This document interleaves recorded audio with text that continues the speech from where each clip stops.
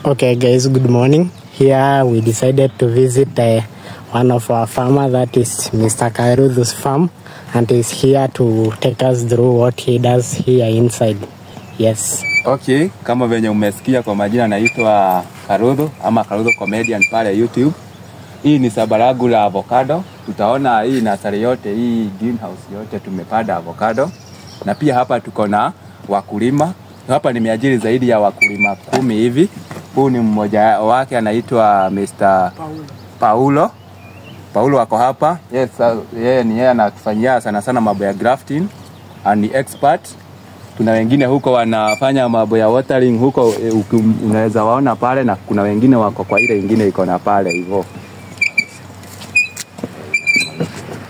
Apart from avocado, pia kuna kuanga na shamba la ingine la kuuza miti. Hizi miti sahi hapa tuko na zingine. We have even cypress, tuko na tena zile, bado hiyo ni pesa inaingia. Hii maneno tulisema ukulima ndio uti wa mgongo wa taifa hili letu la Kenya. Haya, hizi tena hizi ni seedlings zingine. Hizi tulizipoti juzi tu. Hizi ziko na at least 15 days. Na ukiangalia zimeanza kumea.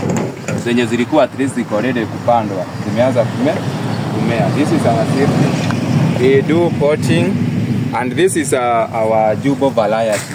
Yenye tuanga ina act hapa kama root stock.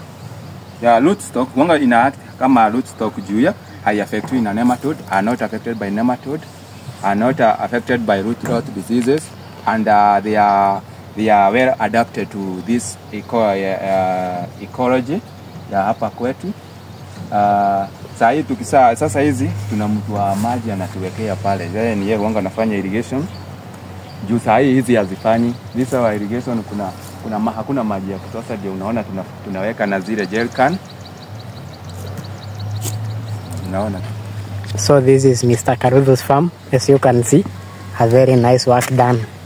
Agriculture, you can see one of our potential farmer here giving us some very nice advices on what he does in his farm, and we are very much privileged. Yes. You see this seedling. This zimekaa tu at least for 1 month tag to support. By the time itafika 3 months or 4, itakuwa imeattain at least the height of 30-45 cm. Hiyo time itakuwa imefikisha hiyo with the penseli, 1 pencil thick. By that time tunaweza fanya mambo ya grafting. Hadi pale tutaenda tuone mambo ya grafting huko. Sasa hii yote unaona sasa hapa, hizi zote ni seedlings zenye tumesema za Jubo variety. Huyu ni mmoja wa wafanyakazi wangu hapo, anafanya kazi ya watering. Juu lazima zipewe maji. Unajua hizi sasa hawa ni watoto, lazima tuwanase wakae vizuri.